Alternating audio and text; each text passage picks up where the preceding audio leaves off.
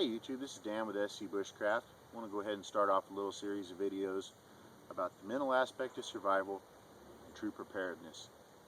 So we're going to go on ahead and start with just a little mission statement for why I think this is important enough to talk about and take up your time, and why I feel like this topic needs to be covered again, because it's not the first time that anybody's talked about this. I guess what strikes me is that we've got a lot of overlap in the educational books and videos and things like that about survival. We got a lot of overlap into bushcraft, backpacking, primitive living, recreational outdoor sports, and all those things are important to know in order to survive,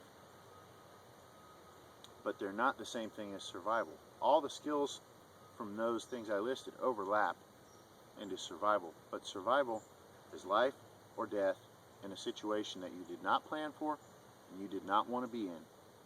There's only a few examples I've ever heard of where somebody planned to be in a survival situation, and the two examples that come to my mind are, I believe, Christopher Chambliss, I think was the young man's name, who went out to survive in the wilderness, and I think that he made it for a good long time, almost a year, more than a year maybe.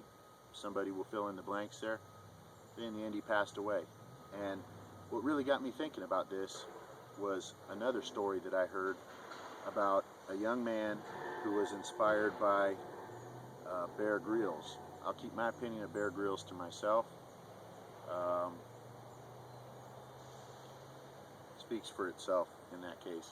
But this young man walked off into the Highlands of Scotland with the intention to live off of the land for a year. I'll try to find that article and insert a link under this video if I can find it. He made it 3 weeks and he passed away. I was really saddened by that, and I think the reason why that young man made that decision that cost him his life was because of a false idea of what survival is that was presented to him, and a false sense of security and preparedness that came along with overlapping bushcraft, backpacking, camping, recreational outdoor sports, overlapping all those things that happen under controlled conditions in a safe situation for the most part, where if something goes wrong it doesn't cost you your life. And there's really a big difference. There's a big difference, and I think it's important that we think about it and we address it. So that's my mission statement with these videos.